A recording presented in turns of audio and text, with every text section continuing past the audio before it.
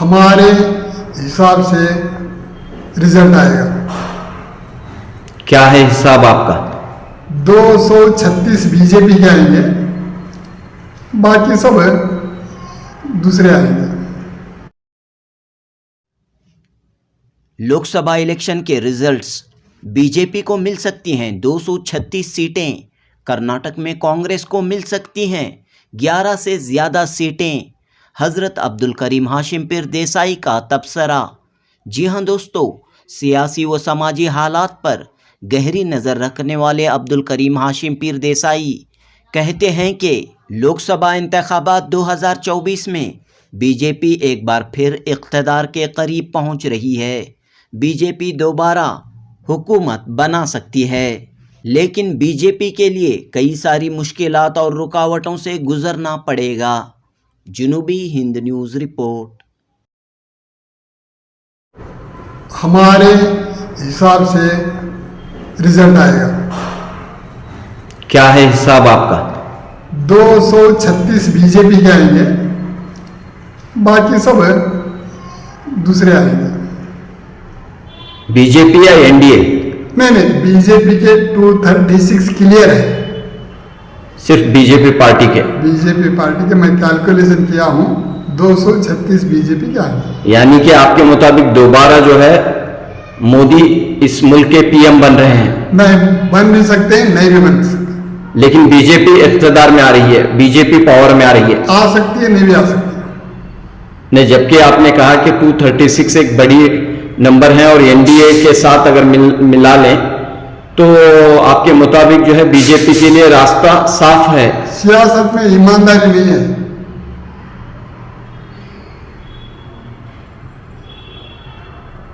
लेकिन exit polls साफ तौर पर कह रहे हैं कि दोबारा जो है बीजेपी को इख्तिदार मिल रहा है। नहीं, एग्जिट पोल जो बोल रहे हैं उनकी उम्र क्या है?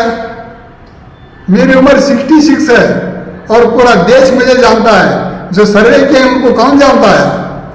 सवाल को मैं पूरी बात करता हूँ, सुन लीजिए। जब 236 आएंगे तो अच्छे अच्छों की नीयत बदल जाती है। नीतीश कुमार की नीयत बदल जाती है, नितिन गडकरी से लेकर कई लोगों की नीयत बदल सकती है, या ईमानदारी से रह भी सकते हैं। अगर ईमानदारी से नहीं रह सकते 236 में, और जो गठबंधन के जो लोग हैं एनडीए के, वो अगर इंडी गठबंधन का साथ देने राजी हो गए तो तब क्या करेंगे? मुझे अगर आप कह रहे हैं 236 तो मेजॉरिटी से ज्यादा दूर नहीं है बीजेपी। देखो साहब, मरता क्या नहीं करता। मोदी जी से बहुत सारे लोग प्यार करते हैं। सीटी रवि जी एक बात बोले, मालूम क्या बोले? मोदी मोदी कर को जो आवाज कर रहे हैं उनका मैं बोल सकता हूँ, उनकी गारंटी ले सकता हूँ।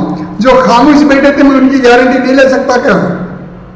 क्योंकि सीटी रवि एक माने हुए तजुर्बाकार सियासत हो, कभी भी बात करते हैं तो हक बात करते हैं। वो भले ही किसी की दुश्मनी करते हैं, नहीं करते हैं, बात की बात, लेकिन जब बात करते हैं तो तुली नपी बात करते हैं। उनको जब पूछा गया तो रिजल्ट क्या आएगा, मैं तालियां मारने वालों का, मोदी मोदी कर को पुकारने वालों का भरोसा कर सकता हूँ, खामोश बैठने वालों को भरोसा नहीं कर सकता अगर वो बोले। दूसरी बात यह है, अगर इंडी गठबंधन वाले नीतीश कुमार को पीएम डिक्लेयर करते तो ये इंडी गठबंधन में फूट नहीं आती थी। इंडिया नहीं सुनो, इंडिया में साहब एनडीए, इंडी INDI इंडी, आगे अलायंस को जो है गठबंधन कहते हैं।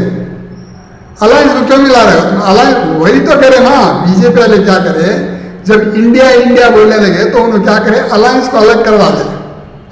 अलायंस का ये वाले बात क्या हो, इंडिया वो आज तक तो उन्हें मान लिया, हमें पता करे उसे इन्होंने इंडी क्यों बोल रहे, तो अलायंस को अलग कर दिया। इसलिए मैं बोला इंडी गठबंधन जो है नीतीश कुमार को पीएम डिक्लेयर करते तो 100 को 100 नाम बीजेपी सरकार बनती। भले ही नीतीश कुमार जाने के बाद मैं जयप्रकाश चतुर्वेदी से लेकर AICC के तमाम ऑफिस बेरर, अक्सर ऑफिस बेरर, मल्लिकार्जुन खड़गे का नाम डिक्लेयर कर दिया पीएम को, तो उन्हीं के पार्टी के उसके बाद हमें डिक्लेयर करने के बाद अरविंद केजरीवाल भी, ममता बनर्जी उसे अनुमोदन करे। अनुमोदन करने के बाद कांग्रेस वाले से खड़गे को नहीं माने पीएम। अब खड़गे को नहीं माने अच्छी बात है, किसी और का नाम पूरे में डिक्लेयर करना था, नहीं करे। वो सिद्धरामैया एक बोले, राहुल गांधी सिद्धरामैया बात कौन सुनती? सिद्धरामैया कर्नाटक की हद तक है, वो भी सीएम कब तक रहेंगे पता नहीं। लेकिन सवाल क्या आएगा, तो सिद्धरामैया के कहने से हो जाएगा?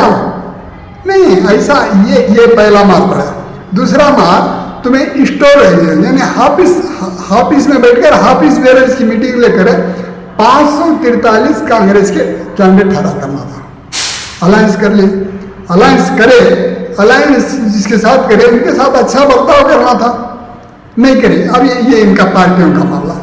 वोटिंग कितनी करे तुम्हें? जब वोटिंग तुम्हारी कम हो रही तो समझो बीजेपी आ रही।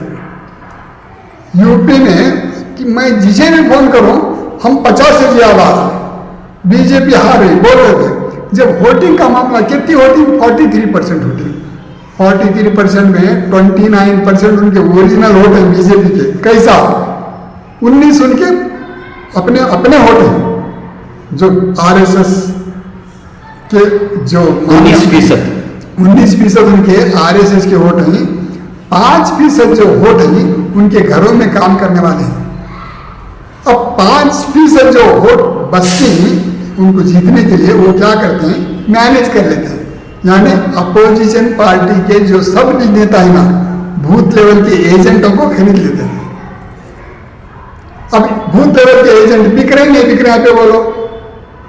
इलेक्शन ऑफिसर बिक रहे नहीं बिक रहे, तुम्हें बोलो। मैं नहीं इल्जाम दे रहा, तुम्हारे पार्टी के लोग इल्जाम दे रहे। और इलेक्शन ऑफिसर, एक ऑफिसर को, फला ऑफिसर को सस्पेंड किया गया, फला पुलिस ऑफिसर को सस्पेंड किया गया, ARO को जो सस्पेंड कर रहे हैं वो इलेक्शन ऑफिसर है नहीं। तो वो भी ऐसा होकर तुम्हें कहा हो रही, how to manage the Modi.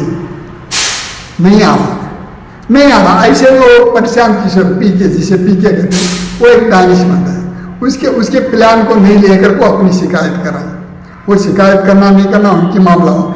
लेकिन सवाल ये है कि कल ही मेरे पास बहुत सारे कांग्रेस के नेता आए थे, जिनमें मुमताज भी एक है, रेशमा भी एक है। तो इन लोगों को पूछ को नहीं देख रहे। वो क्या बोल रहे थे? हमें 5 साल से 10 साल से 15 साल से सेवा कर करके सेवा दल में हमें घुट के मर रहे हैं, हमें आज तक कोई पोस्ट नहीं मिला। नंबर 1। नंबर 2, MLC जो लोकसभा को टिकट को मुरलीधर हालप्पा 2019 में उनको टिकट देती को एश्योरेंस मिला, तो डोर टू डोर काम करे। 19 में देवेगौड़ा जी आए। देवेगौड़ा आने के बाद धनवेगौड़ा पार्टी छोड़ के चले गए, मुरलीधर हालप्पा नाराज हो बैठे, दोनों कांग्रेस के नेता। तो फिर इस बार 2019 से लेकर 2024 तक वो डोर टू डोर काम करते हैं। मीटिंग आकर पूछो मुरलीधर हालप्पा को, मैं तुम नंबर देना। बहरहाल यहाँ पर आप जो है कांग्रेस से जो कोताहियां हुई है, गलतियां हुई हैं, उसे गिनवा रहे हैं। देसाई साहब, आपके मुताबिक जो है नेशनल सतह पर बीजेपी सबसे बड़ी पार्टी बनकर उभर रही है। कर्नाटक की अगर मैं बात कहूं तो कर्नाटक के सिलसिले में आपकी क्या राय है? मेरे हिसाब से पहले ही डिक्लेयर किया हूं मैं, 11 से ज्यादा कांग्रेस के आ जाएंगे। 11 से ज्यादा, 28 में 11 से ज्यादा है। प्लस बीजेपी के कितने आएंगे? 11 प्लस, वो 11 से कम आएंगे।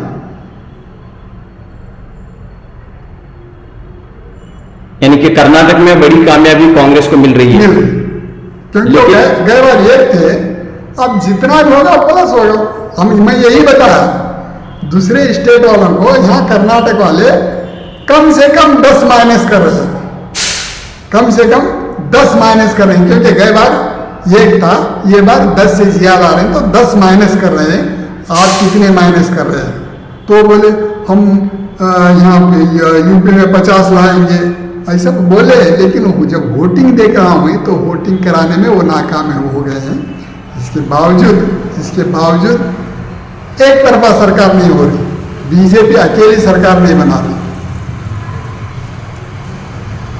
लेकिन बीजेपी मेजोरिटी के करीब जा रही है आपके मुताबिक? नहीं, नहीं, 236 जो है मेजॉरिटी के करीब ही है। 236 आगे कितने और 36 डाले तो सरकार हो रही है, 37 डाले तो सरकार हो रही है।